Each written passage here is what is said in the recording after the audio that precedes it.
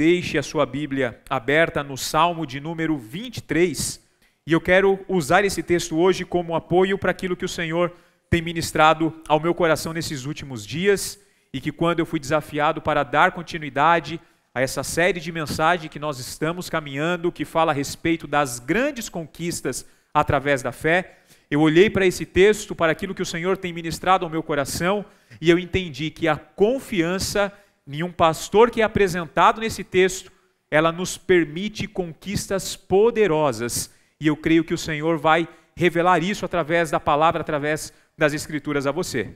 Você crê nisso? Então o Senhor vai fazer assim. A palavra de Deus diz que se dois concordarem na terra, será concordado no céu. Então eu tenho fé, e a minha expectativa está lá em cima, que seremos surpreendidos pela bondade do nosso Deus na noite de hoje.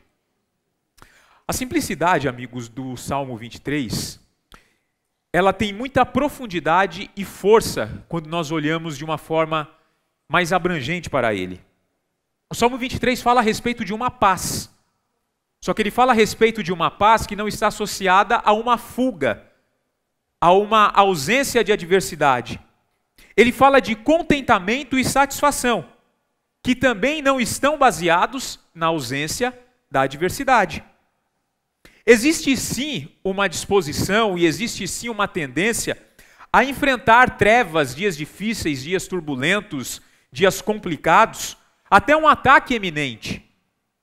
Mas o ponto-chave desse texto, o ponto-chave desse poema tão conhecido, escrito pelo rei Davi, é a revelação de uma confiança que está pautada na fé e também no amor. Confiança essa que nos leva a uma satisfação plena, que não está atrelada a conquistas materiais, aquilo que nós podemos ou não conquistar, aquilo que podemos ou não ter, aquilo que podemos ou não experimentar, mas ela está relacionada ao nosso relacionamento com o Senhor. Tudo bem até aqui? A pessoa central do Salmo 23 é o pastor. Davi apresenta nesse salmo o Senhor como um personagem familiar a ele, porque Davi foi um pastor de ovelhas. A pessoa do pastor é familiar à cultura de Israel, para quem esse poema foi escrito. E a figura de um pastor, o ofício de um pastor, é totalmente acessível à nossa compreensão, porque faz parte daquilo que nós conhecemos, daquilo que nós temos ensinado e daquilo que nós cremos, e debaixo de um pastoreio que nós estamos vivendo também, do sumo pastor que é Jesus, e também do pastoreio local nessa comunidade, representado na pessoa do pastor Ronaldo Bezerra. Davi, que tantas vezes apresentou o Senhor, na maioria dos seus cânticos, como um rei, como um libertador. Teve momentos que Davi falou que o Senhor, ele era uma rocha ou um escudo. Ele agora apresenta o Senhor como um pastor cuidadoso e zeloso. E aí, quando eu olho para esse texto, amigo, eu entendo que esse texto está apontando para Cristo. Porque Cristo se identificou assim para os seus discípulos e para os seus seguidores. João 10, Jesus falando aos seus discípulos, ele disse: eu sou o bom pastor. O bom pastor dá a vida pelas suas ovelhas. Tanto Davi no Salmo 23, quanto Jesus no Evangelho de João, capítulo 10, tem como objetivo mostrar que o Senhor está perto de nós, acessível a nós e cuidando de nós. Isso porque a figura do pastor é diferente da figura do assalariado, do mercenário, que se relaciona com as ovelhas porque ele recebe um dinheiro, um salário, um interesse, alguma coisa em troca. O Senhor não, ele se relaciona com o rebanho, ele se relaciona com as ovelhas porque ele tem amor, compromisso e responsabilidades com esse rebanho. Seu coração se enche de alegria de saber que você faz parte do aprisco de Jesus? Essa confiança, amigos, ela fortalece a nossa fé e ela nos leva a conquistas que transcendem coisas relacionadas à matéria, coisas materiais. Porque elas apontam para uma qualidade de vida, para atributos que nós encontramos no cuidado desse pastor, que elas implicam totalmente na nossa vida, na forma com que nós vivemos as nossas experiências, na forma como nós experimentamos o cuidado desse pastor. E o que eu quero nessa noite, amigos, com a graça do Espírito Santo de Deus, é compartilhar ao teu coração aquilo que o Senhor tem ministrado ao meu nesses últimos dias com base nesse texto. Olhar para esse texto e enxergar quais são esses benefícios que a confiança no nosso pastor é capaz de proporcionar a cada um de nós.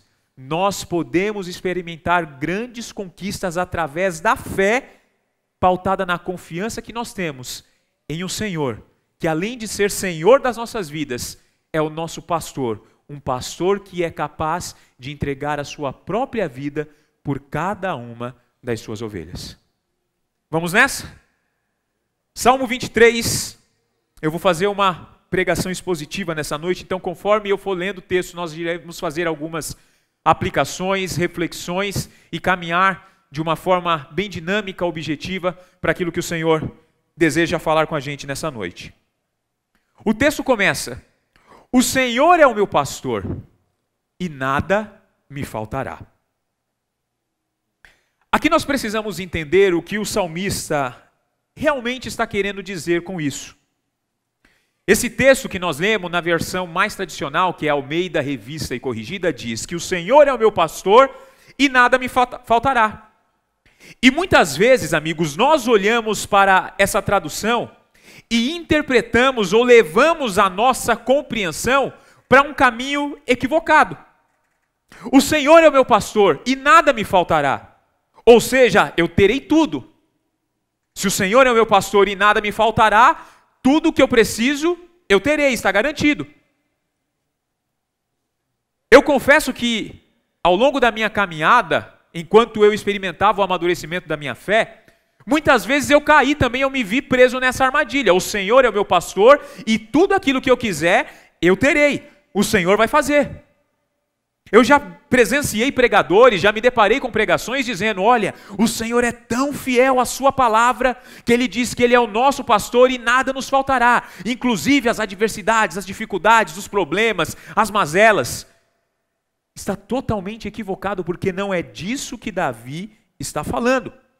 Porque quando eu olho para o original do hebraico, na língua qual esse poema foi escrito por Davi, o texto original vai apresentar Davi dizendo Adonai Ruai, que traduzindo ao pé da letra, ele está usando um pronome de tratamento pessoal para apresentar o Senhor como meu pastor pessoal. Eu vou repetir para você. Adonai Ruai é um pronome de tratamento pessoal que traduz, ou traduzido ao pé da letra é meu pastor pessoal. Quando associado talvez ao complemento, Adonai Ruai, meu pastor pessoal, e nada me faltará, nós somos muitas vezes levados a entrar nessa armadilha. Então eu terei tudo aquilo que eu quero, tudo aquilo que eu julgo que eu preciso ou que eu julgo que seja necessário. Não, amigos, não é assim que as coisas funcionam. Eu gosto um pouco mais daquilo que a NVI nos apresenta. Porque quando a NVI olha para esse texto, ela vai dizer: o Senhor é meu pastor, de nada terei falta. Tudo bem até aqui? Você está acompanhando a minha linha de raciocínio? Quando Davi tem essa compreensão clara do aprisco a qual ele pertence e que ele entende que todas as suas necessidades serão atendidas, não porque o Senhor é seu pastor e nada lhe faltará, mas porque o Senhor é o seu pastor e de nada ele vai ter falta. Ele entende que as suas necessidades, as suas expectativas, elas são atendidas na pessoa do pastor. Existe um ditado muito antigo que eu queria compartilhar com você, que talvez vai deixar um pouco mais claro essa compreensão. Eu não tenho tudo o que amo, mas amo tudo o que tenho. E isso me faz mais satisfeito do que aqueles que se julgam ter tudo.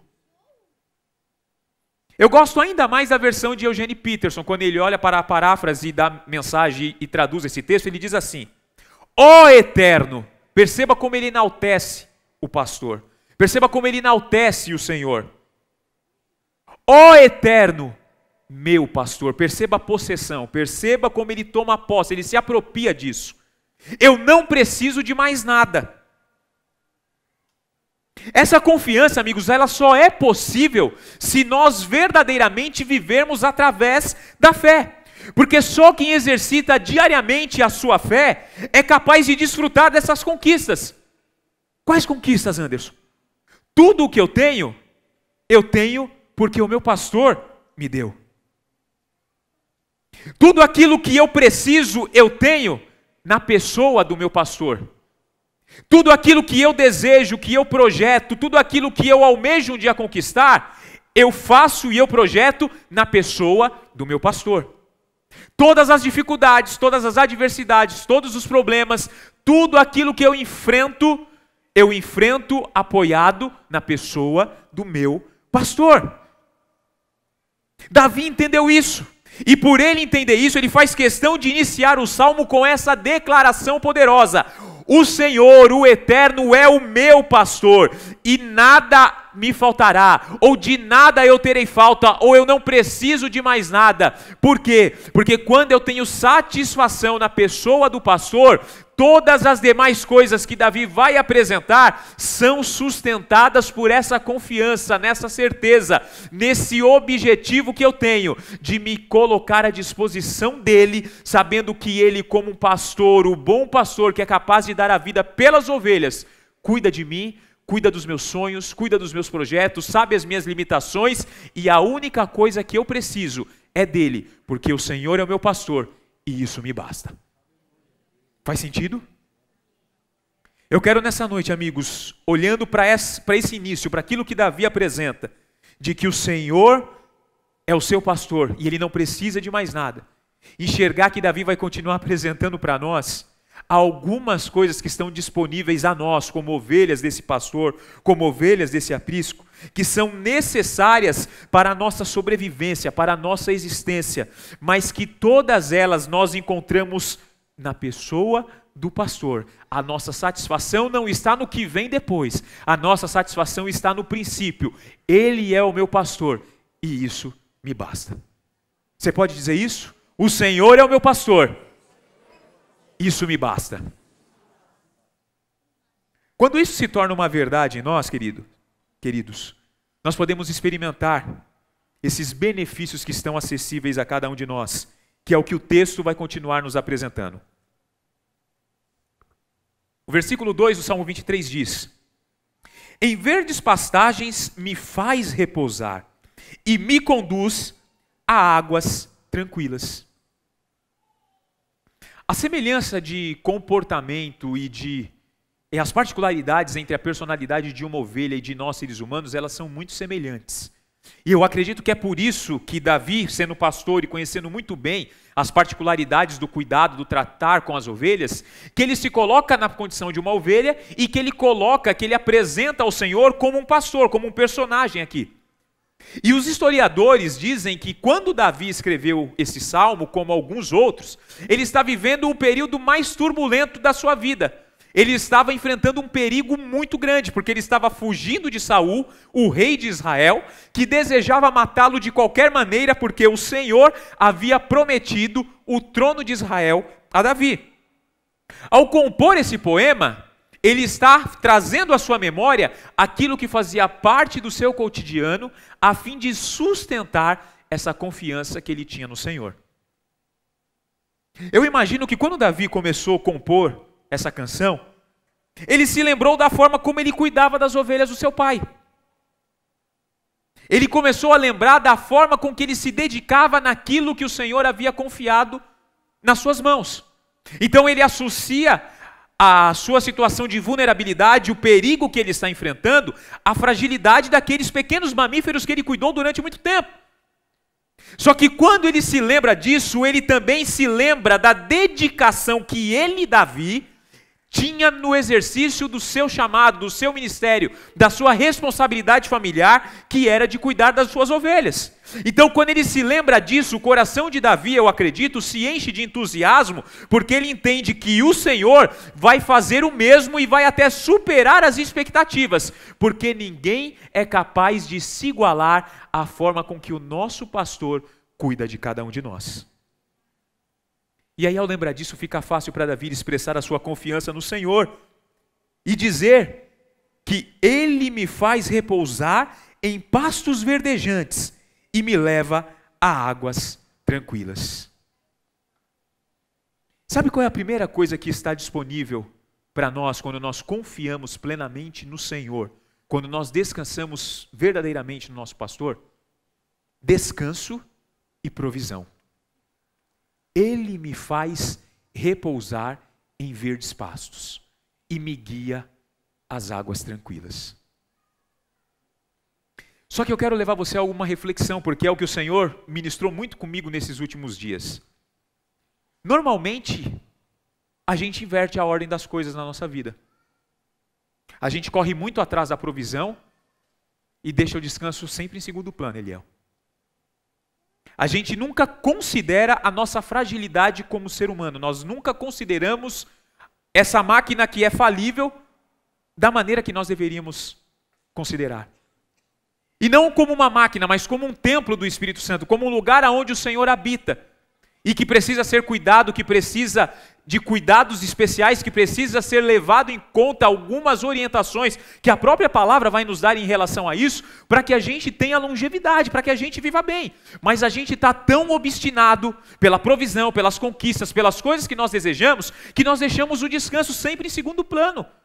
Só que Davi ele vai mostrar que antes do pastor oferecer o pasto verdejante para a ovelha se alimentar, ele mostra que esse pasto verdejante serve de lugar de descanso, porque tudo aquilo que o Senhor tem para nós é bom e excelente. Tudo bem até aqui? Você lembra do que Jesus disse quando ele prega a mensagem mais emblemática do seu ministério, que é a mensagem do Sermão da Montanha ou as Bem-aventuranças? Que ele fala, ele começa a apresentar para nós, associado a essas preocupações, associado a esses questionamentos que nós tínhamos, que o povo já tinha há mais de 2000 anos atrás, dizendo para que eles olhem para as aves dos céus, para os lírios dos campos, mostrando que mesmo eles não tendo condições nenhuma de produzir, de fazer qualquer coisa, e não tendo a importância que nós, a principal criação dele, temos, ele cuida deles de uma maneira especial. Davi já estava dizendo isso antes, apontando para o que Cristo queria fazer, dizendo, olha, o Senhor é o meu pastor e eu não preciso de mais nada, mas mesmo não precisando de mais nada, o pastor me oferece descanso e provisão. Só que sabe o que é legal, queridos? É que esse pastor, ele não é somente provedor, ele é a própria provisão. Porque Jesus disse que diferente do ladrão ou do assalariado que veio para matar, para roubar e para destruir, Jesus, que é o bom pastor, que é para quem Davi está apontando aqui, disse, eu vim para que vocês tenham vida e para que vocês tenham vida em abundância. Então quando eu estou satisfeito no Senhor, quando eu compreendo que tudo o que Deus me deu é bom e é suficiente, eu descanso. Eu confio, eu experimento da sua fidelidade, eu experimento da sua bondade, a minha confiança é fortalecida e eu não perco tempo olhando, quem sabe, para a grama do vizinho para ver se ela é mais verde, porque eu estou preocupado em descansar, porque o lugar que o Senhor me colocou é o melhor lugar que eu poderia estar nesse momento. Faz sentido?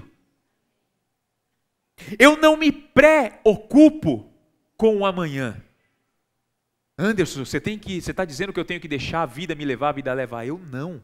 Nós temos sim que ter planejamento, organização, mas nós não temos que nos preocupar, deixar de viver o hoje, deixar de adorar ao Senhor, deixar de experimentar aquilo que Ele tem feito em nós e que Ele deseja fazer através de nós, preocupado no que eu tenho que resolver amanhã, preocupado no que vai acontecer amanhã, porque Ele já está no amanhã, e Ele diz para mim, descanse, porque se você descansar, eu te levarei a águas tranquilas, eu tenho provisão para você, eu cuido da sua vida, você é importante para mim, as suas necessidades são importantes para mim, mas aprenda a encontrar satisfação não naquilo que eu posso lhe entregar, mas em quem eu sou, porque a única coisa que você precisa é da minha presença, porque eu sou o que de melhor você pode ter.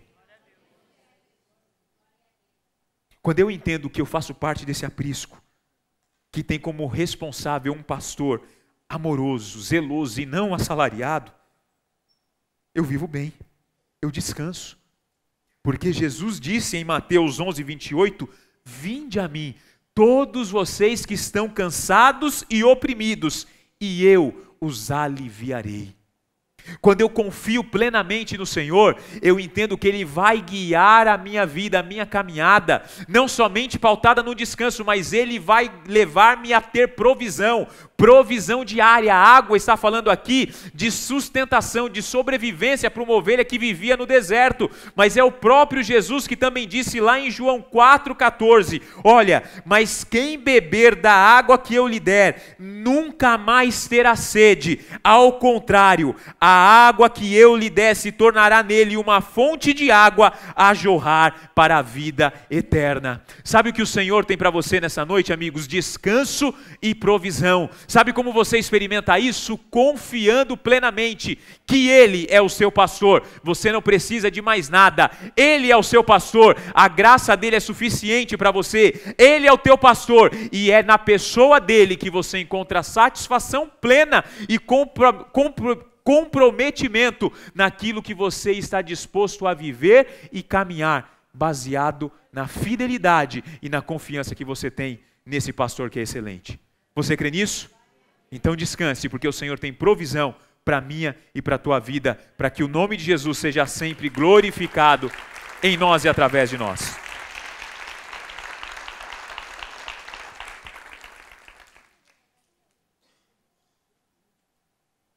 O texto vai continuar dizendo: Ele restaura-me o vigor e guia-me nas veredas da justiça por amor do seu nome. A segunda coisa que nós temos à nossa disposição quando nós confiamos no Senhor como nosso pastor é restauração e direcionamento. Eu vou repetir para que você grave no teu coração. O Senhor, o nosso pastor, tem para nós restauração e direcionamento. As ovelhas são animais frágeis e vulneráveis. Eu fui estudar um pouquinho a respeito das ovelhas e elas são animais sensíveis e medrosos. Eu descobri que elas costumam se assustar até mesmo com o barulho e o agitar das águas. Talvez seja por isso que Davi disse que o Senhor leva ela a águas tranquilas, porque as águas turbulentas ou a água em movimento gera nela transtorno, gera nela medo, pânico. Sem o direcionamento do pastor, essas ovelhas estão sujeitas a tomadas de decisões muitas vezes equivocadas, que colocam em risco a sua vida e que muitas vezes geram traumas que comprometem a sua caminhada. Aí eu vou te fazer uma pergunta. Quando você olha para isso que eu acabei de falar a respeito das ovelhas, nós estamos falando de ovelhas ou estamos falando da sociedade que nós vivemos nos dias de hoje? Porque o que a gente tem enfrentado, principalmente depois do advento da pandemia, de pessoas traumatizadas, fragilizadas, sejam físicas ou emocionalmente, e que muitas vezes têm parado a sua caminhada porque não conseguem confiar e descansar na provisão que esse pastor está oferecendo, e que vão precisar em algum momento experimentar também essa restauração e esse direcionamento que ele tem à disposição de cada uma delas. Muitas vezes nós temos sido dominados por um medo e uma insegurança que não pertence aos escolhidos. Spurgeon, que é o príncipe dos pregadores, no comentário que ele faz a respeito do Salmo 23 e mais precisamente do versículo 3, ele compartilha algo que eu queria que você guardasse no seu coração. Porque o Salmo 23 fala que o Senhor, Ele restaura o meu vigor e Ele guia-me nas veredas da justiça por amor do seu nome. E aí Spurgeon vai dizer que quando a alma está triste, o Senhor a refrigera.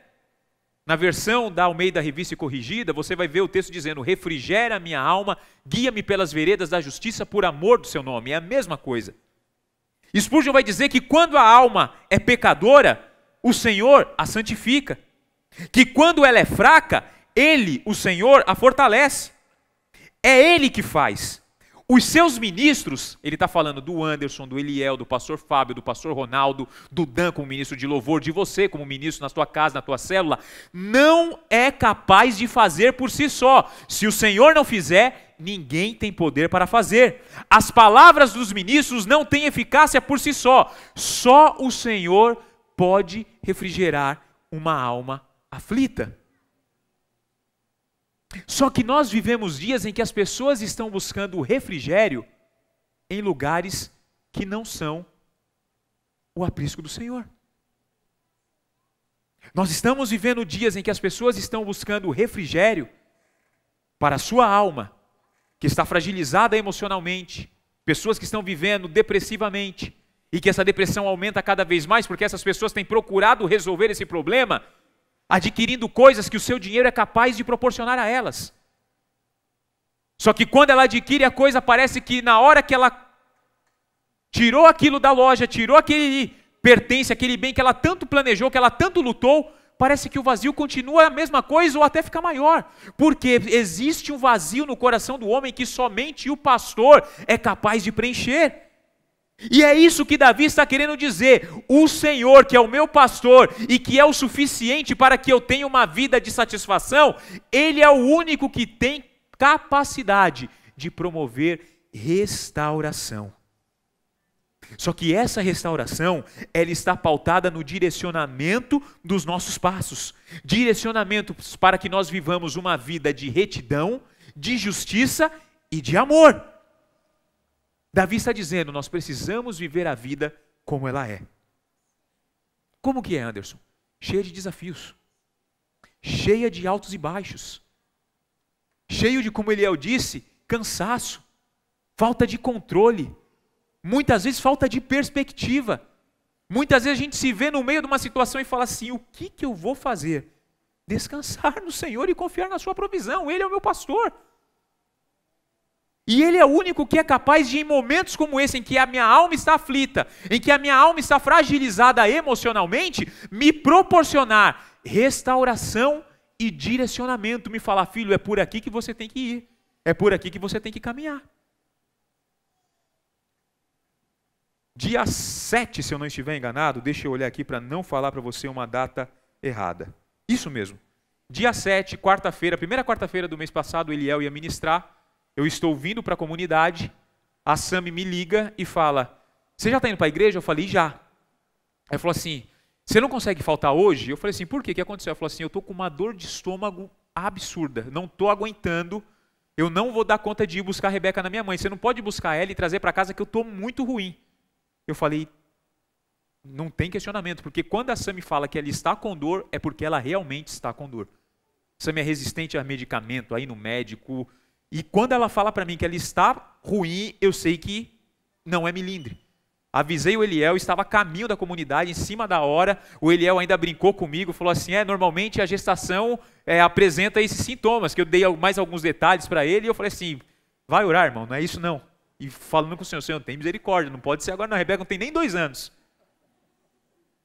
E aí peguei a Rebeca na minha sogra, levei a Rebeca para casa, a Rebeca dormiu.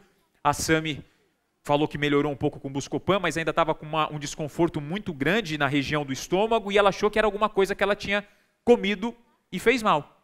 Dia seguinte ela acordou bem ruim, sonolenta ainda. Eu fui, deixei a Rebeca na minha sogra, deixei meu carro no Hospital Nipo Brasileiro e fui com o meu chefe para Vila Olímpia, porque era rodízio do meu carro. E ali monitorando a Sami, perguntando se ela está bem, e ela falando que estava tudo bem. Só que não estava bem. Na quinta-feira, mais ou menos 4 horas da tarde, a Sami me liga no meio de uma reunião de um cliente importante, e eu atendi porque eu sei que quando a Sami me liga é porque alguma coisa está pegando, e ela falou assim, eu estou com uma dor insuportável no lado direito da barriga, eu não estou aguentando de dor, eu preciso da sua ajuda, você vai chegar a que horas? Eu falei assim, eu estou indo para casa. Resumo da ópera, a Sami teve uma apendicite grau 3, que estava prestes a estourar. O médico falou com ela, você poderia ter ido a óbito. Associado a isso, uma anemia muito alta nos exames diagnosticados, porque antes de fazer qualquer coisa, como um marido preocupado e alguém que trabalha na área da saúde, eu falei, doutora, ela está amamentando, então a medicação fraca, que não tirava a dor, ela está em idade fértil, então tem que fazer um beta para descartar uma gestação, e os sintomas apontam para uma apendicite, mas também aponta para uma gestação mais complexa. Descartado ali a gravidez, foi feito o exame do toque, identificado a apendicite. Operação às pressas. Na sexta-feira eu tinha uma reunião em Cidade Jardim, na empresa que eu precisava estar de qualquer jeito. Tive que desmarcar, fazer a reunião de forma online dentro aqui do São Luís, no Anália Franco. E as coisas foram acontecendo. Nisso daí, amigos, fez a retirada do apêndice, está aparentemente tudo ok. O médico vem com as prescrições e ela fala assim, doutor, eu estou amamentando. Ele falou assim, você vai parar de amamentar. Porque esse remédio que você vai tomar pode interferir no desenvolvimento da sua filha. Porque ele fecha alguns poros na cartilagem óssea que pode comprometer o crescimento da Rebeca. Você imagina, amigos, como que a nossa cabeça entrou? A Rebeca, totalmente dependente da mãe para dormir, tem um apego emocional muito grande, e nós falamos assim, vamos ter que entrar nessa aventura juntos. E as coisas, a gente vai organizando alguma coisa aqui, só que você começa a ficar meio que desnorteado, aquilo que ele falou, você vai ficando em frangalhos, você vai ficando frágil, porque você está passando por algo que você nunca passou. Quando você já está experimentado em alguma coisa, muitas vezes você não fica tão fragilizado, mas aqui tudo é novidade. E a gente começa a fazer alguns movimentos em relação a Rebeca, porque não dá para a Rebeca ficar em casa com a gente, porque a Sami, com a região abdominal comprometida, a Rebeca vê a Sami, queria a Sami de qualquer jeito, a gente começa a ajustar algumas coisas e vamos se virando. Saímos no sábado do hospital, vou para a casa do meu sogro, quando eu saio da casa do meu sogro, vou ligar o carro, a bateria do carro deu pau. Irmãos, já tinha gastado uma fortuna com medicamento. Anderson, mas você trabalha na área da saúde, sim. Casa de ferreiro, espeto de pau. Você não vai esperar alguém conseguir uma amostra grátis para você, para tua esposa. Você vai e compra medicamento. Segunda-feira estou indo levar a Rebeca na minha mãe para ajudar na divisão ali das rotinas com a minha sogra. Estou voltando para casa depois, deixar a Rebeca na minha sogra, rasgo o pneu do carro na Ticoatira, para desviar de um caminhão que ia pegar a minha lateral. Aí eu vou trocar o pneu do carro, não tem mais pneu da Pirelli que eu tinha trocado há 3 meses. A Pirelli tirou o pneu de linha. Tive que trocar os 4 pneus do carro. Falei, Senhor amado. E aí você começa a ficar preocupado. E o Senhor falando ao meu coração, eu sou o teu pastor, eu te basto. Aí eu encontrei o Eliel no domingo, contei tudo isso para ele e falou assim, não sei por que você está desesperado. Aí eu vontade de olhar para ele e falei assim, você não sabe, infeliz, por que você está desesperado, não é você. Aí ele olhou para mim e falou assim, é nessas horas que o Senhor se mostra quem Ele é nas nossas vidas. Porque quando eu entendo que Ele é o meu pastor e que eu não preciso de mais nada, porque na nossa cabeça a gente fala, como que vai acontecer? Será que a Rebeca vai sobreviver a esses dias de antibióticos? Será que as coisas vão dar certo? Será que ela vai dormir? Será que ela não vai aprender a dormir sem o auxílio ali do tetê da mamãe? A gente começa a entrar em parafuso, mas o Senhor fala, descansa, porque eu sou o teu pastor. E quando você entender que a única coisa que você precisa é da minha presença, é da minha provisão, é daquilo que eu tenho para te entregar, eu vou refrigerar a tua alma, eu vou trazer descanso para você e vou dar para você um direcionamento que vai apontar para algo poderoso que eu quero fazer na tua vida. Sabe o que eu aprendi, amigos, com esses dias difíceis, turbulentos? Eu aprendi a permitir que o Senhor refrigere a minha alma. E eu aprendi a permitir que Ele guie os meus passos e aprendi a confiar ainda mais no seu amor. Porque se tem uma coisa que esse pastor é amoroso. Ele me ama, Ele te ama de uma maneira tão grande, tão poderosa, ao ponto de dar a sua própria vida por amor das suas ovelhas. Não existe lugar melhor, amigos, para nós estarmos do que debaixo do cuidado desse pastor. Estar dentro do aprisco de Jesus significa que nós teremos sempre à nossa disposição refrigério e direcionamento. Ele sempre tem restauração para nós. Ele sempre aponta para um caminho que vai fazer com que o nome de Jesus seja glorificado nas nossas vidas. Você crê nisso? Então o Senhor pode fazer isso com você também, porque a palavra dele é fiel. Confie no Senhor e você vai experimentar conquistas poderosas que essa fé e essa confiança é capaz de nos proporcionar. O texto vai continuar dizendo, mesmo quando eu andar por um vale de trevas e morte, eu não temerei perigo algum, pois tu estás comigo. A tua vara e o teu cajado me protegem. Preparas um banquete para mim à vista dos meus inimigos. Tu me honras, ungindo a minha cabeça com óleo e fazendo transbordar o meu cálice. Terceira coisa que nós temos à nossa disposição quando nós confiamos verdadeiramente no Senhor como nosso pastor é segurança, proteção e honra. Davi está dizendo assim, olha, eu confio plenamente nesse pastor, ao ponto de saber que se eu estiver com ele ao meu lado, eu estou seguro, eu estou protegido e eu serei honrado em tudo aquilo que eu me propuser a fazer. Sabe por quê? Porque aquilo que nós fazemos para que o nome de Jesus seja glorificado em nós e para que as pessoas enxerguem aquilo que Ele é capaz de fazer em cada um de nós. Davi está dizendo, olha, vale de sombra da morte, falando dos caminhos perigosos que as ovelhas muitas vezes precisavam passar. Sabe qual era a rotina de um pastor de ovelhas, amigos? Ele tinha que acordar muito cedo, antes que o sol nascesse, tirar as ovelhas do aprisco, levar essas ovelhas em meio ao deserto para um oásis, para um lugar onde ela tivesse pastagem, a pastagem verdejante, e aonde ela tivesse água corrente para matar a sua sede, para ser higienizada, para manter o seu principal produto, que era a lã, em perfeito estado para o momento de ser tosquiada. Então, quando ele fala, olha, ainda que eu ande pelos caminhos da sombra da morte, ele estava falando de fendas em meio ao deserto em que as ovelhas precisavam passar para que chegassem ao lugar de pasto e no final do dia retornassem para o aprisco. E o texto vai dizer, os historiadores vão dizer, que muitos pastores na região da Palestina adestravam as suas ovelhas da seguinte maneira: eles chegavam na ponta daquele penhasco, na ponta daquele lugar. Normalmente eles estão pastoreando em duas pessoas, um ficava no final da fila, o outro na outra ponta, e o pastor cantava para trazer segurança às ovelhas para que ela passasse por aquele desfiladeiro. Você lembra do que Jesus diz lá em João 10? Eu sou o bom pastor e as minhas ovelhas conhecem a minha voz.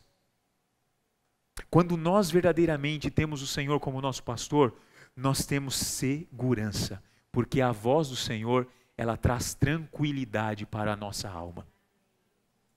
Davi está dizendo, ainda que eu ande pelo vale da sombra da morte, eu não vou temer, porque o Senhor está comigo. Amigos, não tem coisa melhor para nos apoiarmos do que nisso. O Senhor está comigo. Eu gosto muito de uma ministração de um homem chamado Marco Teles, um pastor lá do Nordeste, que também é cantor, compositor, que ele fala de um álbum contando a história das últimas palavras de Paulo, chamado Amado Timóteo. Eu deixo até como uma sugestão para você, que ele vai falar do momento final de Paulo, as últimas palavras de Paulo para Timóteo. E ele vai dizer para Timóteo, falando assim, Timóteo, eu poderia talvez incentivar você dizendo, olha, eu desejo como minhas últimas palavras que você tenha muitos amigos, eu desejo que você tenha muitas riquezas, eu desejo que você conquiste tudo aquilo que você almejar. Mas Timóteo, eu vou te dizer algo diferente. Se prepare que você vai ter oposição, dificuldade, adversidade. E muitas vezes isso daí vai te tirar do centro, vai te deixar meio confuso. Eu mesmo, Timóteo, quando era mais novo, tinha um espinho que atormentava a minha carne, e um dia eu fui até o Senhor e falei, Senhor, me ajuda, tira esse espinho da minha carne. E o Senhor olhou para mim e disse assim, Paulo, a minha graça te basta. Só que aí Paulo vai dizer para Timóteo, Timóteo, eu passei por todas essas adversidades, eu estou preso, prestes para ser decapitado. Mas sabe qual é a sensação que eu tenho? É que em nenhum momento esse Cristo deixou de estar do meu lado. Em nenhum momento eu deixei de desfrutar da presença dele. Eu me lembro de quando Jesus está no mar da Galileia navegando ali com os discípulos, e eles entram naquele meio daquela turbulência, daquela tempestade, e não vê nenhuma saída, nenhum desfecho positivo daquilo que estava para acontecer, e eles acordam Jesus desesperados. Jesus acorda, eu imagino Jesus dando aquela espreguiçada gostosa dentro do barco, as ondas jogando o barco para um lado para o outro, a chuva forte, e de repente o Senhor fala assim, olha, vento, para de soprar, mar, se acalme. E diz que na mesma hora a bonança se estabeleceu. Sabe por quê? Se eu e você tivermos a presença do Senhor ao nosso lado, nós não precisamos de mais nada. Nós podemos até passar pelo vale da sombra e da morte, mas nós não temeremos mal algum, porque Ele, o Senhor, está conosco. O texto vai continuar dizendo: a tua vara e o teu cajado me protegem. A vara muitas vezes espanta os predadores. A vara muitas vezes espanta aqueles que estão querendo vir destruir as ovelhas, mas o cajado aponta o caminho, o cajado direciona. O cajado está dizendo: olha, as ovelhas estão caminhando em meio a perigo, tem feras de um lado, tem besta do outro, tem um desfiladeiro ali à frente, mas vocês precisam confiar e ter coragem para atravessar. O mesmo Paulo também disse que o Senhor deu a nós, as suas ovelhas, um espírito de ousadia e de equilíbrio. Nós precisamos, às vezes, queridos, não desfrutar somente da presença do Senhor, mas apoiado nessa presença gloriosa, nos movimentarmos com coragem em direção ao que Ele tem preparado para nós. Sabe o que é? Recompensa e honra. Mesmo que os meus inimigos estejam esperando o meu fim, a minha derrota, o meu pastor, que é a única coisa que eu preciso para ter satisfação, Ele é tão poderoso que Ele prepara uma mesa no deserto, diante dos meus inimigos, unge a minha cabeça com óleo, mostrando que a sua unção e o seu espírito está à minha disposição, e enche o meu cálice de bênçãos que transbordam para que outras pessoas sejam abençoadas. Sabe quem é capaz de fazer isso, amigos? O nosso pastor, Jesus, que é capaz de dar até a sua própria vida por cada um de nós. Eu caminho para o final pedindo já o apoio dos nossos amigos do louvor, com aquilo que Davi termina dizendo nesse salmo. Eu sei que a bondade e a fidelidade do Senhor me acompanharão todos os dias da minha vida, e em gratidão eu voltarei à casa do Senhor enquanto eu viver. Sabe o que é melhor, amigos, do que entender e compreender que satisfação total só é possível ser encontrada na pessoa do pastor? E entender que quando eu tenho essa satisfação verdadeira, eu experimento descanso e provisão, eu tenho restauração e direcionamento, e eu tenho também à minha disposição segurança, proteção, honra. É saber que a bondade e a misericórdia dele estão sempre à minha disposição. Quando você perceber que está dando tudo certo, como o Dan disse aqui um pouco antes, quando você perceber que tudo aquilo que você está planejando, tudo aquilo que você tem colocado à mão, está prosperando, é a bondade do Senhor que está indo à frente, aplanando os caminhos e fazendo com que aquilo que você está fazendo, os movimentos que você está exercitando, que você está esboçando, sejam potencializados para que o nome de Jesus seja glorificado. Só que vai acontecer momentos na nossa caminhada, na nossa vida, em que às vezes a gente vai tomar os pés pelas mãos. Como Eliel disse, às vezes quando a gente tem o controle da situação, tomamos decisões precipitadas, equivocadas, que colocam em risco o projeto, o processo. A misericórdia do Senhor também vem correndo atrás da gente, consertando as nossas bobeiras. Porque bondade e misericórdia estarão acessíveis a cada um de nós, todos os dias da nossa vida. E sabe o que isso vai promover em nós? Um senso de compreensão que o Senhor é o meu pastor. Eu não preciso de mais nada. Então eu volto no domingo com alegria. Anderson, mas a minha semana foi terrível. Ele me basta, então eu vou voltar aqui. Anderson, mas a minha semana foi muito boa, eu acho que eu vou comemorar, porque esse final de semana vai dar bom. O sol vai estar daquele jeito, eu vou pegar uma praia. Mas aí a gente lembra e entenda o que eu vou falar, tá? E fala assim, eu acho que o lugar melhor para estar é na casa do Senhor. Porque se eu tenho vivido isso é porque a bondade dele tem sido grande. E Ele vai preparar um tempo oportuno para o lazer. Não estou dizendo para que você não o faça, mas eu estou dizendo que as prioridades elas são ajustadas, porque eu entendo que o Senhor é o meu pastor. Eu quero concluir nessa noite com uma história contada de algo que aconteceu no início da década de 60, se eu não estiver enganado, nos Estados Unidos. uma emissora de rádio colocou na sua grade um programa cristão, e eles começaram a recrutar pessoas para fazer locução dos textos que seriam expostos pelo pregador, pelo pastor responsável por aquele programa.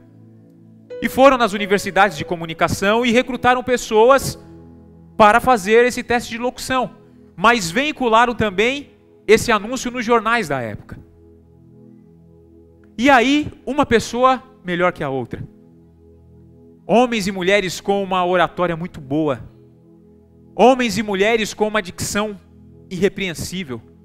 Com uma voz, com uma postura vocal muito chamativa.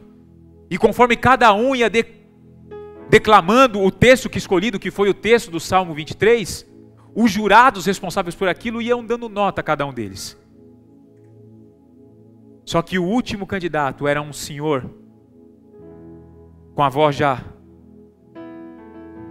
enferrujada, se é que podemos usar essa expressão, que não tinha mais a mesma potência vocal que um jovem da universidade, começa a declamar: o Senhor é o meu pastor, de nada eu terei falta. Deitar-me fazem verdes pastos, e Ele sempre me guia para águas tranquilas.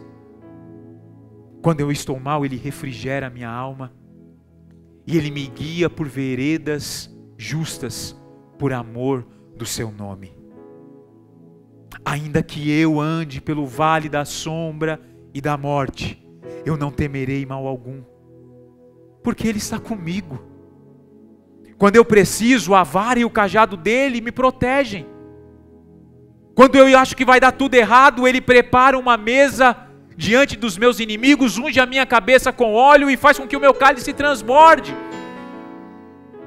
ao ponto de fazer com que bondade e misericórdia me sigam por todos os dias da minha vida.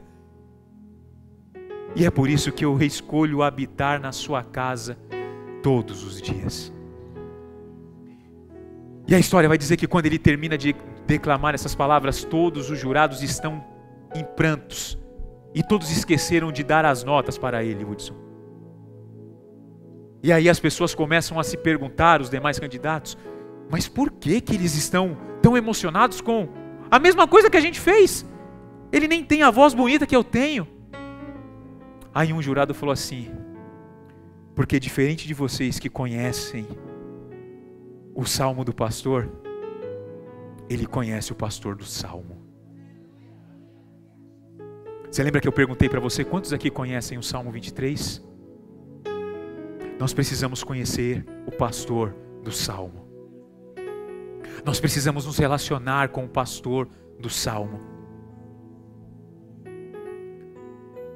No meio dessa turbulência, amigos, que nós vivemos, depois do 7º dia de antibiótico, a Rebeca já dormindo à noite sem o auxílio do TT da mamãe, ficou uma semana dormindo na minha sogra. A gente ia para lá no final do dia, ficava uma horinha e meia com ela, voltava para casa, era de cortar o coração, porque na hora que ela percebia que nós íamos sair, ela sempre começava a chorar, e isso para nós era muito difícil. Para a Sam, então, que estava fragilizada emocionalmente, fisicamente, era pior ainda.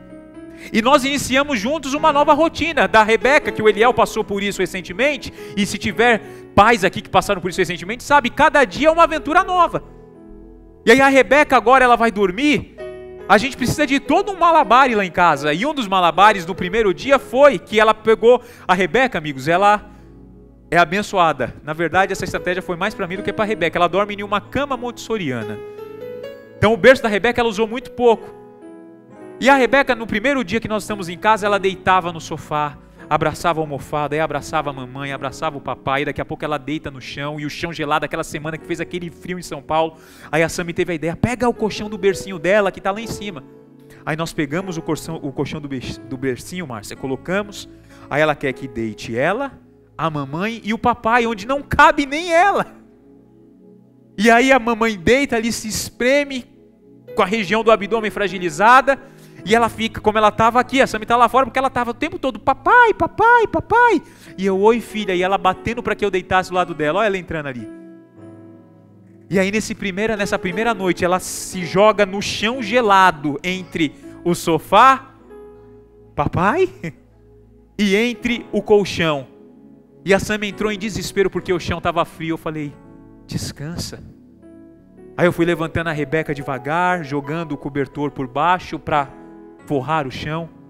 Quando de repente ela abraçou o braço do papai, olhou para cima, deu um beijo e simplesmente desmaiou. Porque quando nós entendemos que o nosso pastor também é pai, nós nos relacionamos com ele diferente. Aí as pessoas vão olhar para nós e dizer assim, eu conheço alguém que é satisfeito porque ele entende que Deus lhe deu tudo. Tudo o que ele precisava. Tudo o que é necessário para que ele viva bem. Ele não tem falta de nada. Ele passa por dificuldades? Pode até passar. Mas a certeza de que o seu pastor também é pai e está acessível traz segurança e faz com que ele continue se movimentando na certeza de que bondade e misericórdia me seguirão por todos os dias. E essa confiança enche o meu coração e eu espero que encha o teu nessa noite, na certeza de que nós conquistaremos grandes coisas se aprendemos a nos relacionar por fé com esse pastor. Aplauda Jesus nesse momento.